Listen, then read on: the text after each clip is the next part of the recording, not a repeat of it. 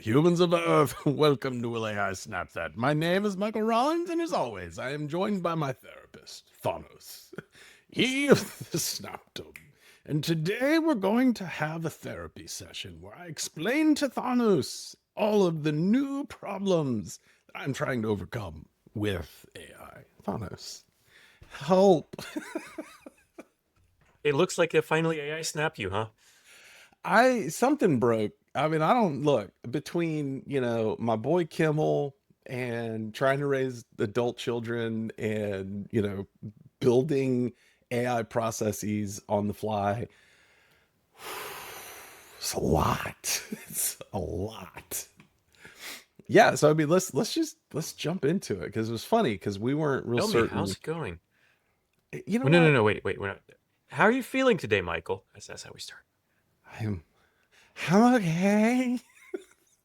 I'll be fine. It's This gonna is be California. okay. We have to start with your feelings. Right? Oh yeah. Okay, so Thanos, what are your qualifications as therapist? Can you give me that? Yeah, I've been working on engineering teams for coming up to 30 years. Okay. So I You're not have that seen it old. all. Yeah, I'm old. Dude, I have a How round old? birthday coming up in a month. Yeah, but like I'm like okay, maybe. That means I'm old too. Shit. God. See, it's already making it better. Yeah, already. That's how I feel. All right, Thanos. I I I can't run fast enough right now. I have so like I We're said, talking zone 2 or VO2 max intervals, or what is it? God, no, I've never been able to get accurate VO2 maxes for myself because my heart rate is so high. No. Oh, My heart rate is runs so high. I am comfortable clicking around at 170 beats a minute. yeah, And we want to make it a training session instead? Because I can tell you what's happening with that. no, like I legit can run 2 miles at 170 beats a minute without a problem. That's terrible. So it's that's not supposed to be the case. Also, Yeah, well, you need to do some zone 2. yeah, but zone two is like a fast walk for me, or everybody else's zone two. All right, so my cardiovascular health aside, so we've this project I'm working on with the company I'm with. We're AI first, right? There's as much code as can be written by hand is being written by hand, and the project is hurtling forwards. Like I can't explain to you the rate at which we are rolling things out. And there's only 4 engineers, of which I'm one. I'm waiting to And get I to the have, problem here. hmm? Oh no. That So, sounds lovely. here's the thing. I'm the bottleneck now. I Oh, cannot review the code fast enough. And as the like, I'm like, and it's truly like I'm the one that still has written the majority of the code. I'm the one that's responsible for the architecture, and I'm the one that still is having to review the tricky PRs. And I also have the most experience across the stack. And so like that, my place should be kind of in the center. And I am realizing that I'm the bottleneck. Like number one, the intern continues to just fucking overwhelm me. Like I don't know if my we've talked boy, about the intern on this podcast, but Michael has this awesome intern that is it- just chugging so he's out good actually, I mean, stuff day in, day out. he's an employee now, right? But like, I mean, he's still the mythology of the intern will continue to grow. So this week, our guy Chris, who is he's also a new grad, but he's got just an extraordinary amount of experience. He's got a master's degree, an extraordinary amount of experience building these kinds of systems. Well, as much experience as anybody can have at this point. And he comes to me, he goes, "Hey, did you put the new tool in?"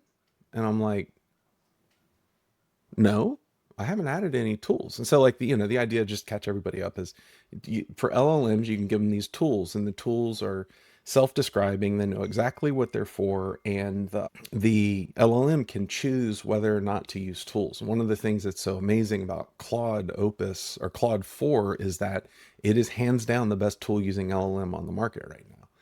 And that makes it incredibly powerful, even when, some of the other frontier models might surpass them in certain areas. But Claude 4 is just incredible with tools. So the intern put a new tool in. He didn't talk to anybody about this. So we go, he was doing this document search thing. Like we're, one of the things you can do is as a user, you can upload a bunch of stuff to a RAG database. And so we realized real quick, it's like, oh, well, the users need to be able to find things. And so he was building a search function, right? Well, he backended the search function with a tool as opposed to just a regular, like, get kind of a thing. So you can go actually get the list of documents, but he basically calls the tool directly, and then the LLM can also call the tool. So here's the funny thing. He didn't realize it was a tool. Say congratulations, Michael, because you have And, graduated. You have and graduated from typing code being your bottleneck to everything else being the bottleneck. And well, now you're going to have to do good engineering like everyone else has to.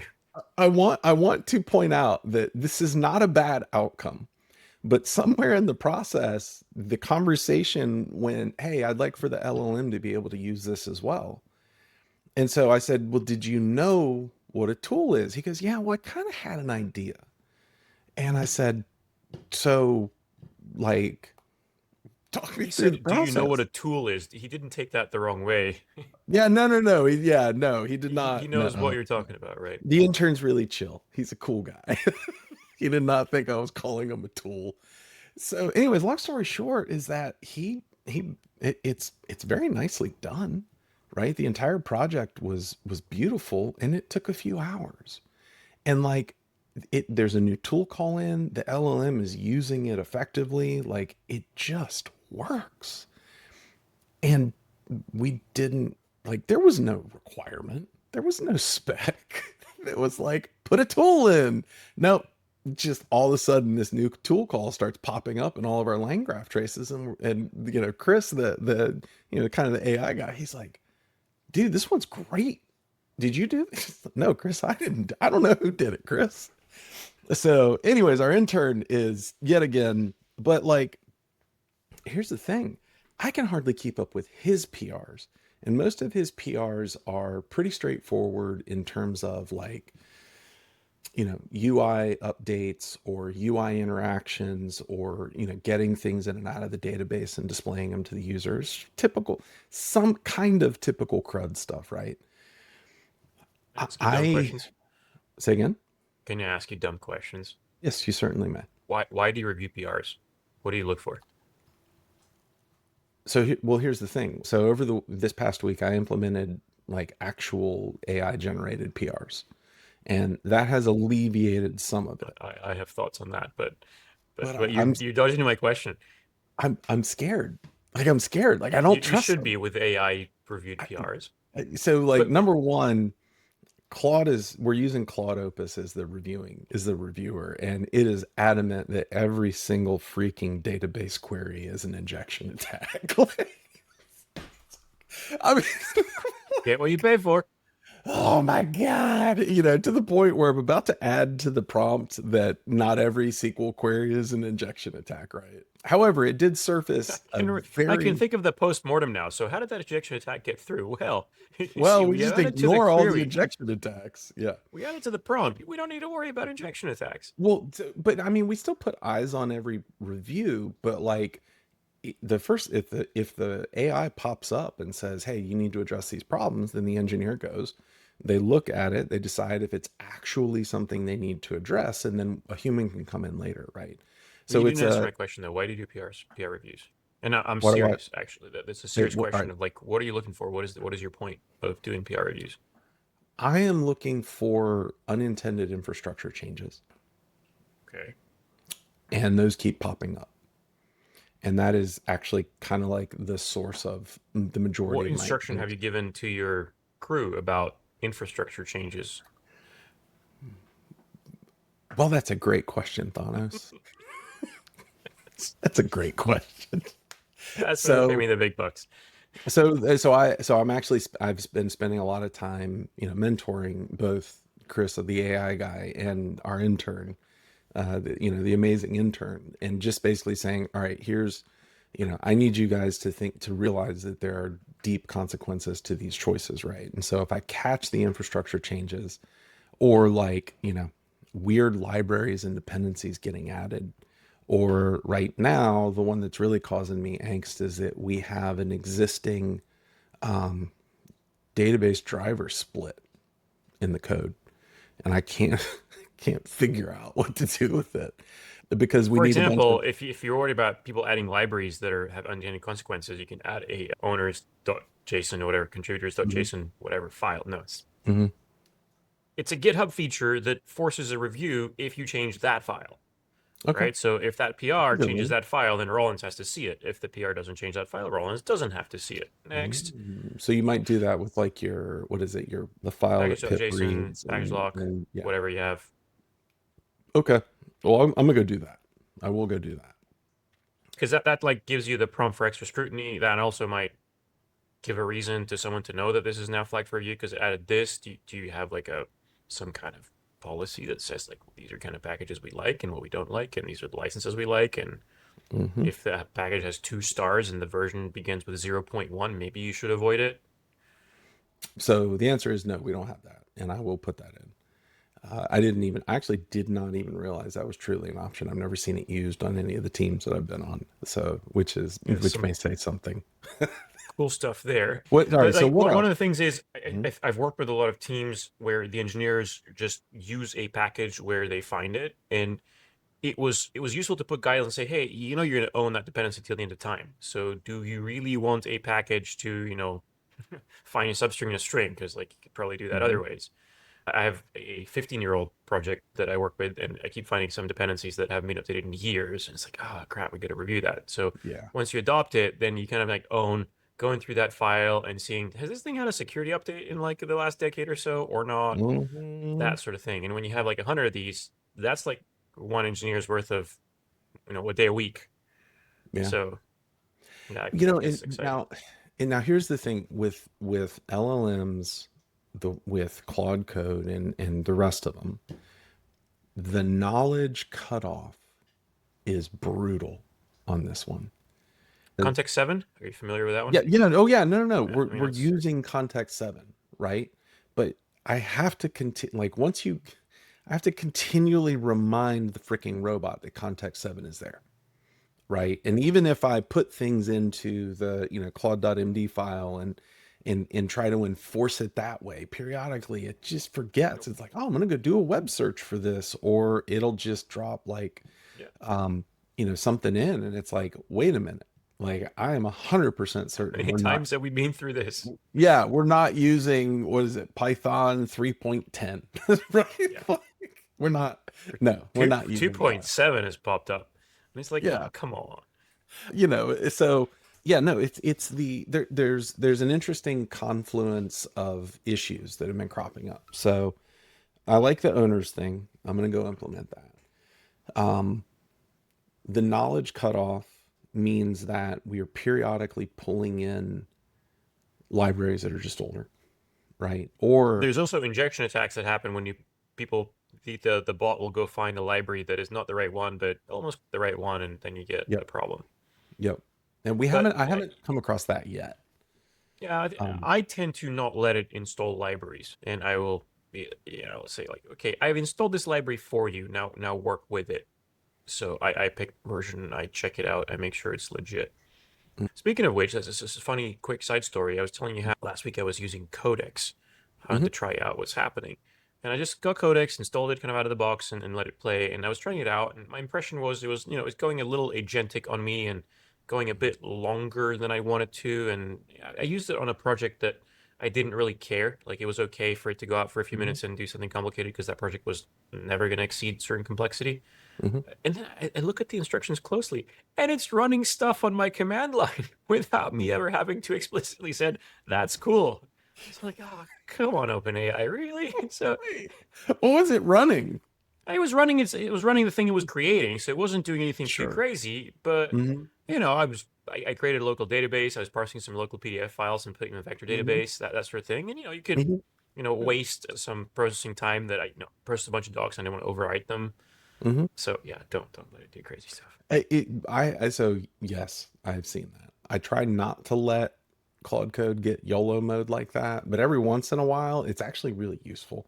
It's just like, hey, I just checked this out and I want to make this change, and I'm pretty sure this change is going to F everything up.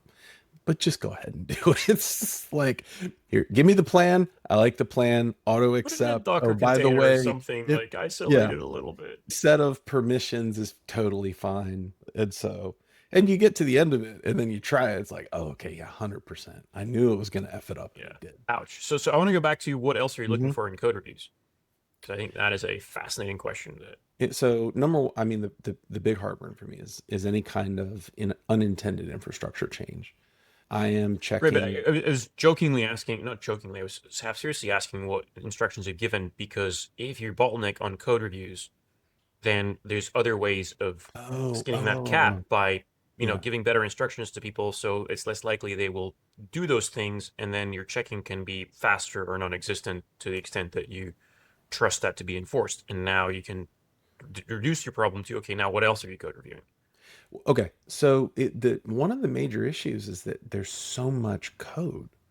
Even if, I mean, there might not be a lot of code in a single PR, but a code changes in a single PR, and it's like 5 files, and you can get through it pretty quickly. And if you get a little back and forth going, it can take a lot of time. But when there's seven that have popped up in the last 5 hours, and it's like, okay, like the thing I'm seeing is that these things are able to turn out so much code, and even when it's not excessive, it's just so much I'm that, gonna keep with the dumb questions here. So you yeah, get go, seven go. PRs from one person within a few hours. Like, are those the same project? Do these deliver like a unit of customer value each, or do they each seven work together to deliver a unit of customer value? How does that work? So I mean, seven in a few hours is not necessarily like, that's an exaggeration, right? But Right. it's not uncommon for me to get 5 PRs from specifically the intern, since he's working on a lot of the UI stuff, right? And so a lot of it is UI updates. Some of it might be functionality changes. And oftentimes they are like units of work. This is a single thing that goes to the users, and we can roll it out fully independent of anything else. Do you have Um, preview branches? So can you run the PR on a preview branch and look at it? when you say preview branch, what do you mean? So when the PR builds, it also deploys the code from that PR somewhere with some kind of data, and then you can literally play with that PR on its own little sandbox. That is the thing I'm trying to implement right now. Not only that, but I've got another thing I'm working through to implement as well. But no, that is actually the exact solution I've come up Now, with. if you don't have that, you can take a shortcut to that. Like, one is you can How's check out that? the code locally and run it, which takes a little bit of time. The other is you Okay. can ask the intern to, with every PR, shoot me a Loom video of how this thing works. And then you can Okay. watch the Loom video in 2x and be like, this is good. And especially if you're changing UI and it's changing like one file in one place, the Mm-hmm. ability to do damage across the board is fairly small, right? Because Mm-hmm. okay, the worst case scenario is you messed up like this page, this control, this thing. It's not something that's used in many places. So just Mm-hmm. eyeballing the video or eyeballing the code, also just Mm-hmm. got that PR off your desk. Yeah. Okay. So, like, are you, Thanos, recommending that if the video looks good and there's a quick cursory PR review, there's a review, that you just hit the merge button? Like, Yeah. I mean, it's I'm very assuming you have Thanos. other controls, like you have some tests. Uh-huh. You look at the PR and it's not Hmm. changing any files that are Hmm. components that are widely used. So, I mean, it's a risk analysis, right? You're looking at what Yeah. is the risk of merging this PR. It either broke this really narrow thing he's changing or not. Hmm. And Hmm. if I can see a video that works, that's done. Now, in ideal world, you can probably think of, okay, these are the edge cases that maybe you want to test with this, and then you eyeball the Hmm. tests that they've written and just read the titles Hmm. and say, okay, he's checked for this, he's checked for that, he's checked for this. If you really want to go Hmm. more detail, you can see what are the tests asserting. And again, you can build that level of trust with the engineers and, figure out who's doing it well and who's needs some help in doing it. But Hmm. as you can then reduce your risk, you can be more cursory in the PRs. I find that when I review PRs, um, Hmm.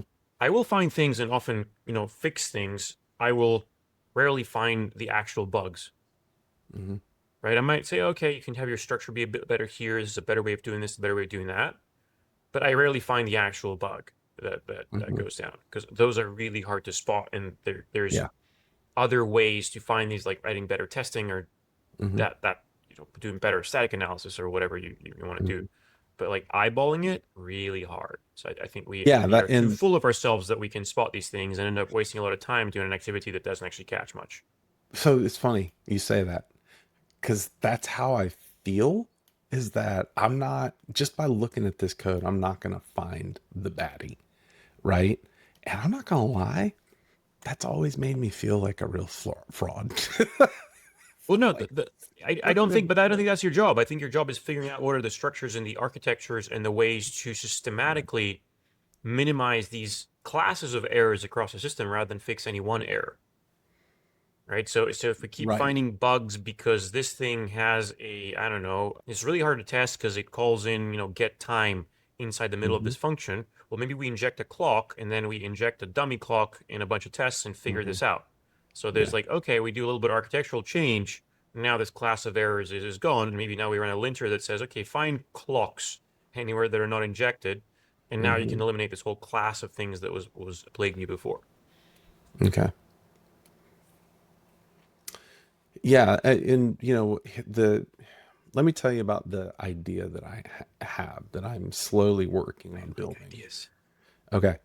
So we've got some pre-commit hooks. One of them forces what I'm calling artifacts. I think we've kind of talked about this a little bit, but here's typically how it works. So we've got fixes, we've got features, and we've got infrastructure, right? Those are the three classes, and we'll probably add other things as we go on. Like I wouldn't be surprised to find out that we have like a robot to modify how the LLM works. And so if it is a fix, so okay, so for each different type of thing, number one, there's a set of artifacts that are just consistent. Every type of thing has a summary .md, and they all have a test plan .md. Okay, and you cannot commit unless those exist. All right. When it comes to features, you have to have developed a PRD in advance. You work with the robot, you say, this is what we want to do. This is how we want to do it. This is the way that it should work. And you have the robot spin up a PRD for you. Okay. And then with infrastructure changes, PRD is optional, but deployment plan has to exist as well. Right. So we've got summaries, and the summary is literally just a summary. It's a summary of where you are currently. It's a summary of what's supposed to happen, and I'll explain why that's there. I mean, it's obviously useful, but so basically the robot knows, hey, these need to exist. They need to be updated. Okay. You push the commit goes in, and then we get an automatic PR review from Claude. Going back to your point of spinning up like an environment specifically for that branch. Yes, that is what I want to do. And then I have manually run this, but I have not been able to automate it yet. So this is what I want to do. Spin up that environment and have that environment have a UI. Have the UI pull in a version of Comet, which is Perplexity's browser. Now, Comet has Perplexity's agent internal, and the agent is able to do things for you, right? You can go tell the agent, you can tell Perplexity, hey, I need you to go check all my email and just give me a count of the number of things I can unsubscribe to immediately. It'll go do it, right? It runs in the browser, it runs with your credentials. There's no secrets that need to pass up to their servers or the LLM because it runs locally, right? Now, when it starts processing all the stuff, like that does make a round trip. What I've been doing is I will bring the test plan up in GitHub and say, go run this test plan, and it'll run it. And the robot's actually generating these actually really good test plans. And Comet will the agent will go through, it'll start running the test plan, it will take screenshots as it does. Those screenshots are available to you in a session.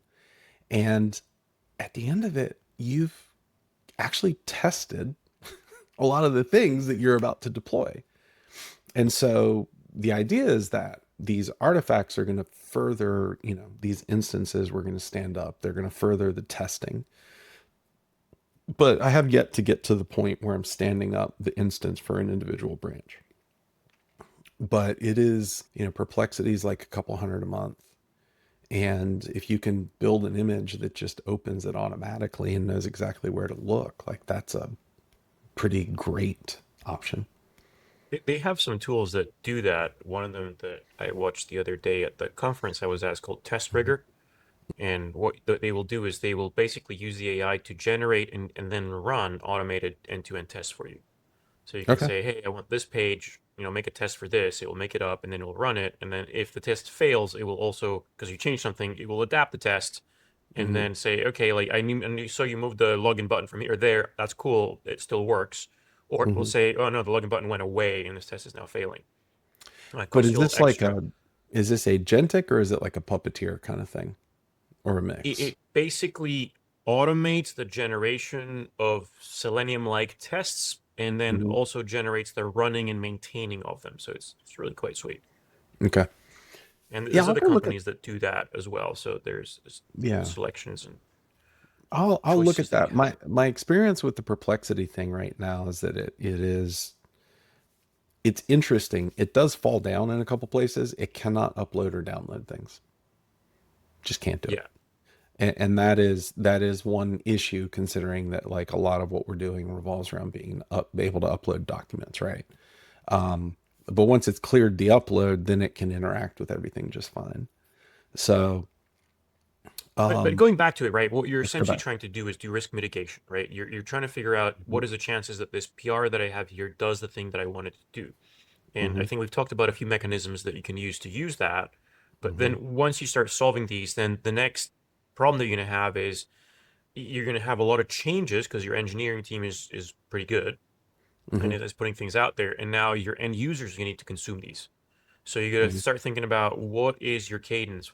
How fast is my customer able to take these changes? If I deploy every once a day, Hmm. is anyone going to be reading my release notes and being, oh, that's great, we have this new thing? Or do you need to bundle them in every week and say, okay, here's what happened now, here's what happened Hmm. this month? Or do you release them anyway and put the release notes for the few people that are super happy to get them all the time? Hmm. And then you have like a once a month kind of like, here's what happened the last month that everyone else can use to catch up on.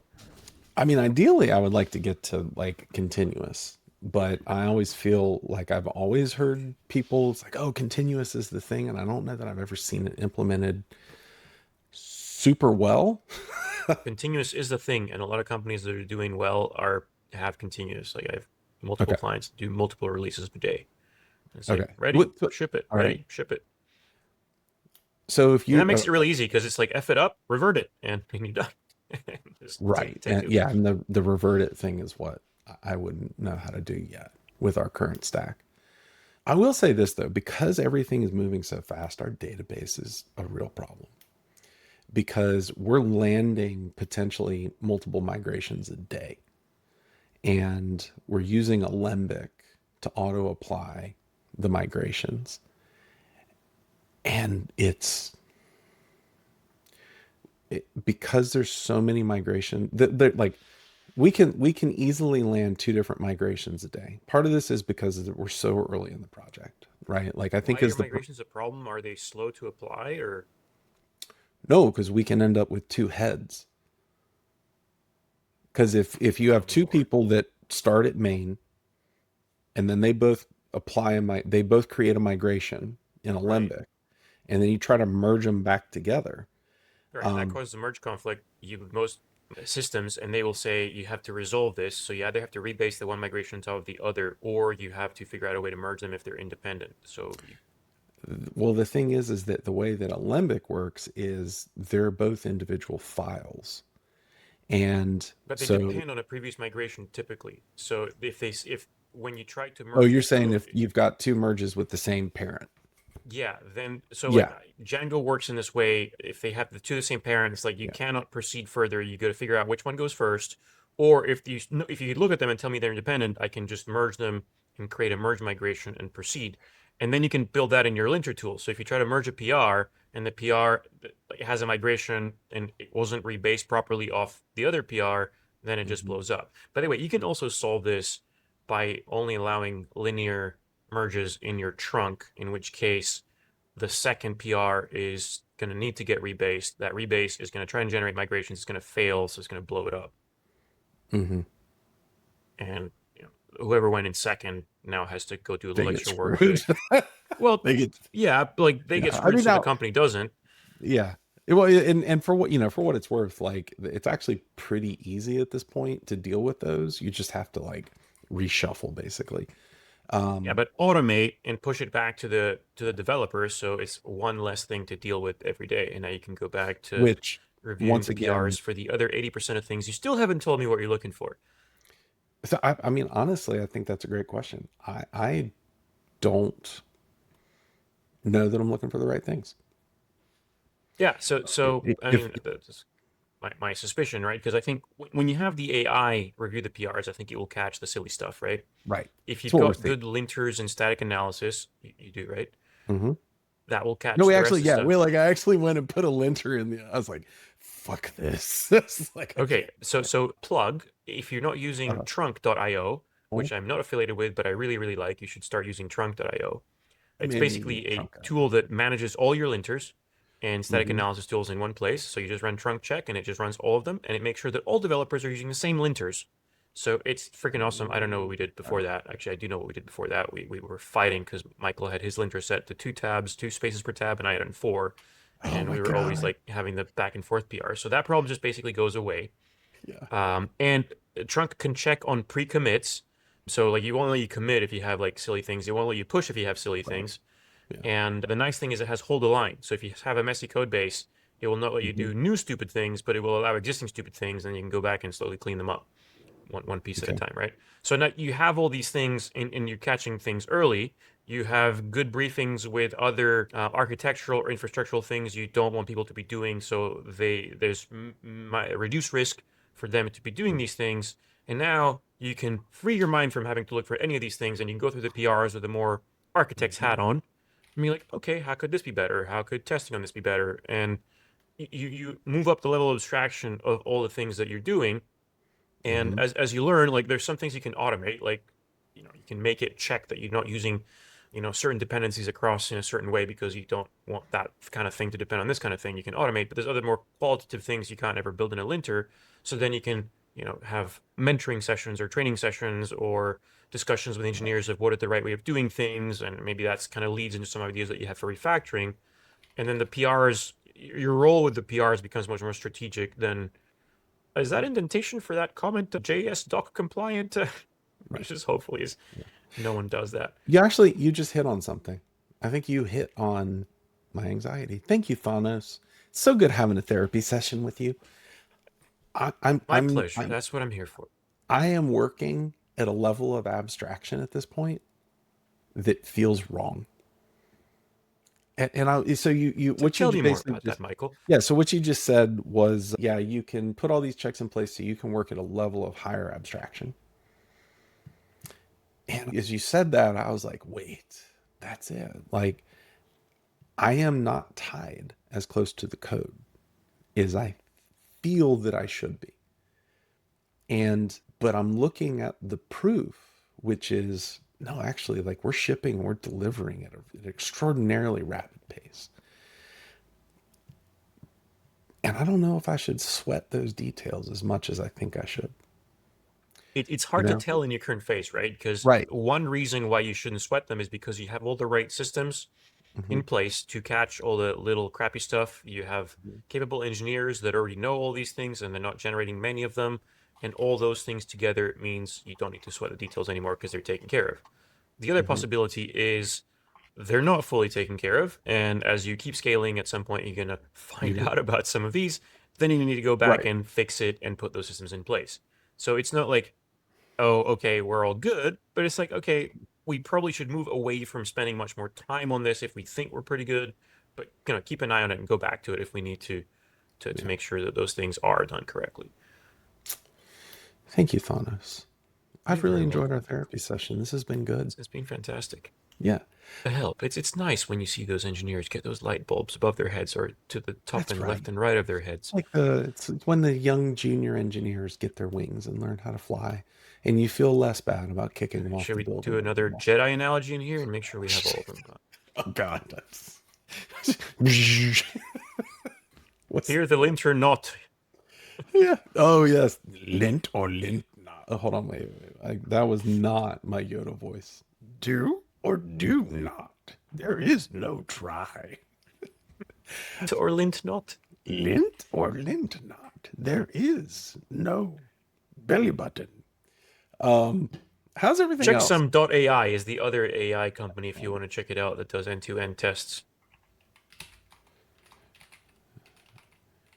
All right, I'm going to look at them too, because I feel like if I'm going to go with my perplexity solution, I'm going to end up having to like build out a somewhat custom Docker image.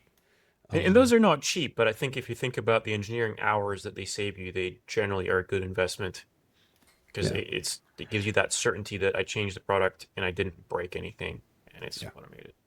Oh no, that is literally because that's the thing. I mean, so I've done a lot of reflecting on what you said the other day, which was just don't break production.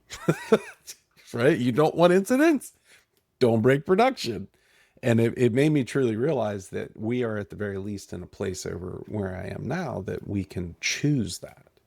Like it's not like we have to work backwards to unbreak production. Like we can moving forward decide not to break production.